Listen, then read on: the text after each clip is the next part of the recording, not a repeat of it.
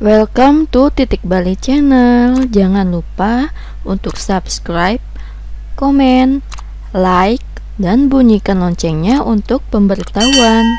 Guys, sekarang aku mau bahas tentang 4 alasan kenapa hidup kamu susah berkembang. Pernah gak sih bertanya-tanya? Kamu nanya? Bukan ya. Pernah gak sih bertanya-tanya, kenapa ya kok gue susah banget buat berkembang? Misalnya mau lakukan hal baru tapi ada aja gitu yang bikin tersendat.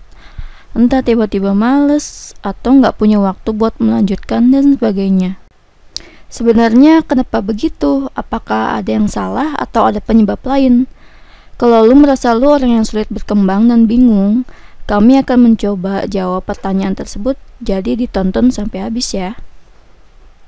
Menurut Francis Bacon, ada 4 hal kenapa kita susah berkembang yang bisa dipandang dari sisi pengetahuan ataupun pengembangan diri. Keempat ini adalah 4 idols, yang setiap idolsnya memiliki rintangan sendiri yang membuat kita menjadi bingung, bahkan tersesat dalam pikiran kita. Kalau ini dibiarin, bakal susah buat diri kita berkembang, sehingga jika bisa, ya ilangin aja. Apa aja sih 4 hal di dalam 4 idols itu? Yang pertama ada idols of the tribe. Tipe ini adalah kecenderungan kita buat mikir kalau apa yang kita pikir, apa yang kita lihat, atau apa yang kita observasi itu adalah sebuah hal yang benar. Biasanya, ini membuat kita jadi gampang buat menarik kesimpulan, karena ini mengikuti kepercayaan banyak orang meskipun gak ada dasar yang cukup atas argumen itu. Contohnya nih ya, lu mau diet, lu telan aja informasi kalau lu mau cepet kurus. Ada jam makan yang lu ikutin, kayak sarapan gak boleh lewat dari jam sekian, atau makan siang gak boleh lewat. Tapi pas ditanya kenapa sih harus kayak gitu, kalau lu ikutin doang malah gak tahu alasannya apa. Jadi kalau lu mau ikutin doang dan mempercayai hal yang gak bener-bener amat, jadi ya ngerugiin lo kan. Yang kedua ada idols of the caves. Tipe ini biasanya membuat kita cuma fokus sama hal-hal yang kamu pribadi pernah pelajari atau pengalaman pribadi aja yang subjektif. Karena fokusannya ke diri lu, ini akan membuat kita menjadi hitam putih banget gitu. Contohnya ketika stres, lu bisa menanganinya dengan tidur atau nonton. Tapi ketika teman cerita soal menangani stres dengan cara mendaki gunung, lu ngerasa teman lu aneh dan ngelakuin yang salah karena menurut lu yang benar. Padahal belum tentu yang kita lakuin itu benar. Inilah yang disebut idols of the cave. Jadi kita terjebak dalam gua yang udah kita buat sendiri. Yang ketiga ada idols of the market. Tipe yang biasanya bikin kamu gampang menerima suatu hal tanpa kamu sangkal, kritisi, atau telah lebih jauh lagi karena sosok yang menyampaikan informasi itu.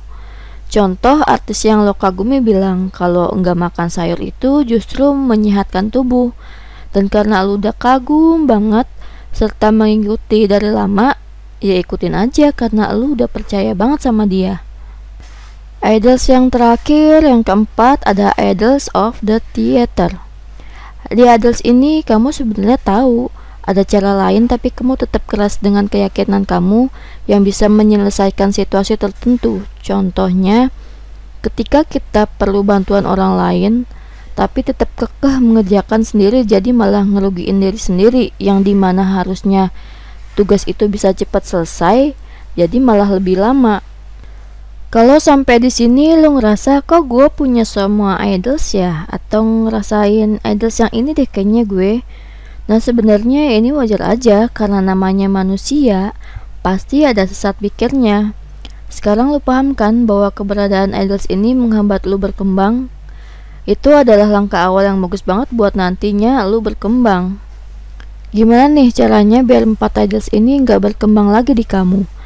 Yang pertama sih harus berpikir kritis. Berpikir kritis ini adalah kemampuan untuk kamu berpikir secara jelas dan logis soal segala sesuatu. Ini bisa mengkritik dan menelaah secara lebih dalam dan gak langsung menelan bulat-bulat semua informasi yang baru kamu dapatkan. Ada banyak banget cara sebenarnya yang membantu membuat critical thinking dalam diri kita. Salah satunya adalah dengan lo nyari informasi dengan independen, entah dari media terpercaya atau lewat artikel dan sebagainya. Dan itu adalah tujuan dari titik balik.